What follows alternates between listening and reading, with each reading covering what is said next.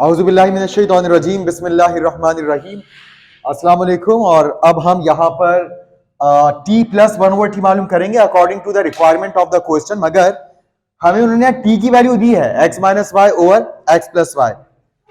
अगर हम t में 1/t प्लस करना चाहते हैं तो जैसे हमें t की वैल्यू पता है बिल्कुल वैसी हमें 1/t की वैल्यू भी पता होनी चाहिए। और जैसे आप देख सकते हैं t का रेसिप्रोकल 1/t है, इसका मतलब क्या हुआ, t की वैल्यू का रेसिप्रोकल 1/t होगा, राइट। तो यहां हम जो गिवन है वहां से शुरुआत करते हैं। जैसा कि आप जानते हैं t इक्वल है x minus y over x plus y के। तो अब टेकिंग रेसिप्रोकल बोथ साइड्स, आप जब चाहे इक्वेशन में मौजूद दोनों तरफ रेसिप्रोकल ले सकते हैं। तो अब आप देख सकते हैं t की नीचे कुछ नहीं है, मतलब क्या है, 1 है। और आप दोनों तरफ रेसिप्रोकल ले रहे हैं, यानी कि दोनों तरफ आप न्यूमरेटर को डिनोमिनेटर और डिनोमिनेटर को न्यूमरेटर बना रहे हैं। तो यहां t ओवर 1 बनेगा 1/t और ये बनेगा x plus y over x minus Y.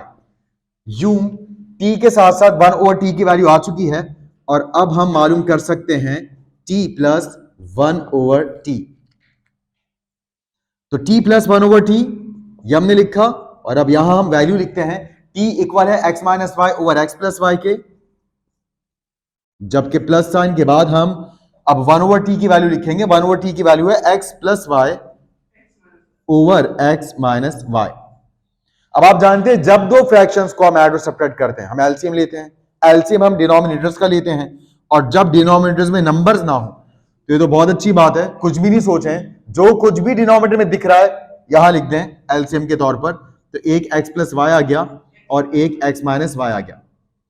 फिर आप जानते हैं बेसिक एलसीएम का लिंक भी डिस्क्रिप्शन में मौजूद है, अगर इसमें कोई प्रॉब्लम हो तो आप वहां से देख सकते हैं कि हम एलसीएम जब लिखते हैं तो उसको डिनोमिनेटर से डिवाइड करते हैं और डिवाइड के नतीजे में होता क्या है, जो चीजें सेम होती है वो कैंसिल हो जाती हैं। तो यहां पर भी इस एलसीएम और इस डिनोमिनेटर में जो सेम है वो कैंसिल, और जो बचेगा वो न्यूमरेटर से मल्टीप्लाई होगा। तो अभी हम फर्स्ट फ्रैक्शन पर काम कर रहे हैं।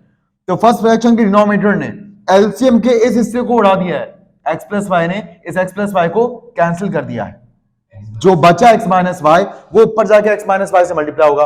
अच्छा भी दोनों सेम चीज हैं तो आप ऐसे भी लिख सकते हैं x minus y into x minus y, दो अलग अलग ब्रैकेट्स में, या आप इसको ऐसे भी लिख सकते हैं x माइनस वाई की पावर 2। तो यहां हम इसको लिख सकते हैं x माइनस वाई की पावर 2, ताकि हम अगली बारी में इसको a माइनस बी के होल स्क्वायर के फॉर्म में से ओपन कर दें। जैसे ही प्लस साइन लगाया अब सेकंड फ्रैक्शन की बारी आ गई। जो काम अभी अभी हमने फर्स्ट फ्रैक्शन में किया वही काम सेकंड फ्रैक्शन में करेंगे, यानी कि अब एलसीएम को फिर इस डिनोमिनेटर से डिवाइड करवाएंगे तो फिर जो सेम है वो कैंसिल, x माइनस वाई से x minus y cancel, x plus y बचा और इस बार x प्लस वाई ऊपर x प्लस वाई से मैच हो रहा है। तो x plus y into x plus y क्या होता है, x प्लस वाई का होल स्क्वायर। अच्छा जी, अब यहां पर x माइनस वाई का होल स्क्वायर को आप a माइनस बी के स्क्वायर के फॉर्म में से ओपन कर सकते हैं। x प्लस वाई के होल स्क्वायर को आप a प्लस बी के स्क्वायर के फॉर्म में से ओपन कर सकते हैं। और आप चाहें तो इसको डायरेक्टली भी, या आपको अलाउ है बिल्कुल एग्जाम्स में, आप चाहें तो आप इसको डायरेक्टली क्या लिख सकते हैं, मैं यहां पर रफ वर्क में आपको लिखकर दिखा रहा हूं। आप चाहें तो इसको डायरेक्टली ये लिख सकते हैं 200 bracket x square plus Y square लिख सकते हैं डायरेक्टली, इन दोनों ब्रैकेट्स का सम। लेकिन अभी हम इसको स्टेप बाय स्टेप कर रहे हैं और आप डायरेक्टली क्यों लिख सकते हैं इसकी भी वजह मैं अभी आपको बताऊंगा। तो पहले स्टेप बाय स्टेप करते हैं। ये ब्रैकेट ओपन करने के दो तरीके हैं, या तो रट्टा इस्तेमाल करें, रट्टा मतलब a माइनस बी को स्क्वायर का फॉर्मूला, या फिर x माइनस वाई के ब्रैकेट को कितनी बार लिख दें, दो बार लिखकर मल्टीप्लाई करवा दें, अगर फॉर्मूला नहीं लगाना तो ऐसे कर लें, ठीक।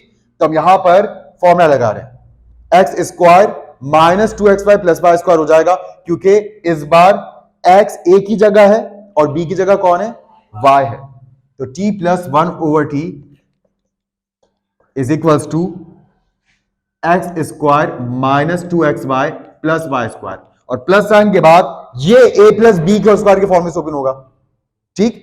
तो a square plus 2ab plus B square मतलब X square plus 2xy plus Y square.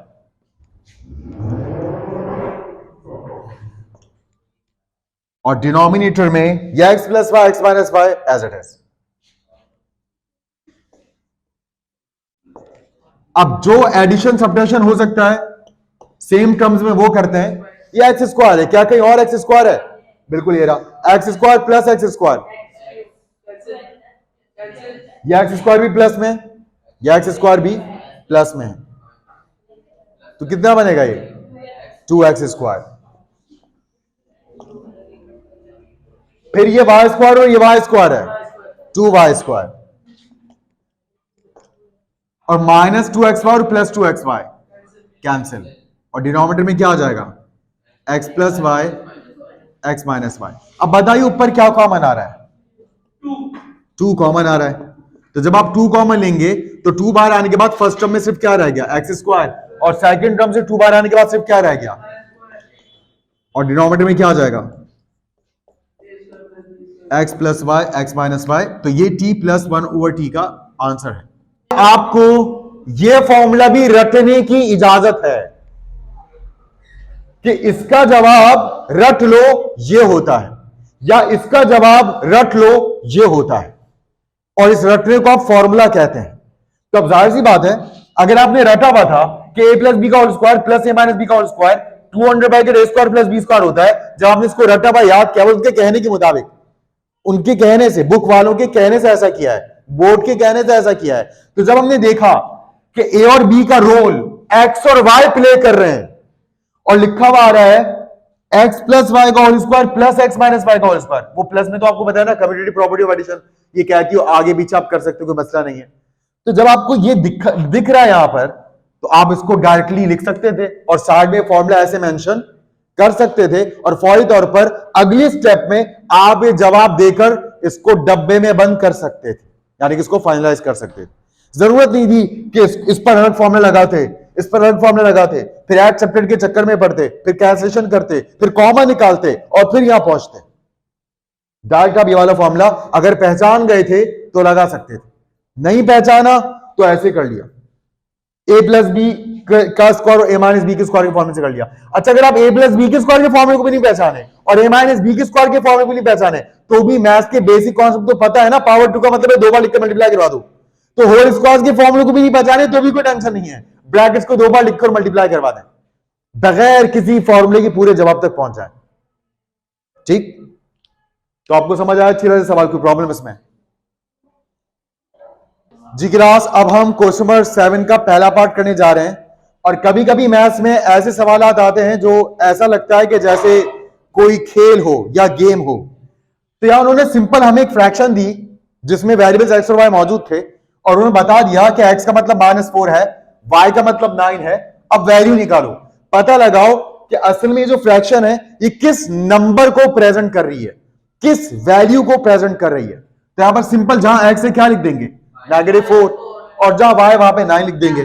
तो बस ये ऐसे खेल खेलना, ये देखें x जगह आ गया -4, y की जगह 9 आ गया, फिर 3, x जगह -4 क्योंकि x के ऊपर स्क्वायर था इसलिए इस पर स्क्वायर आ गया, फिर y 9 और प्लस 6, फिर 5 -4 प्लस 9 5, 3 स्क्वायर से माइनस खत्म, 4 का स्क्वायर 16, 9 का स्क्वायर रूट 3 प्लस 6। अब 5 5 जा 25, 3 16 जा 48, 48 3 जा 144, 144 बिल्कुल सही 144,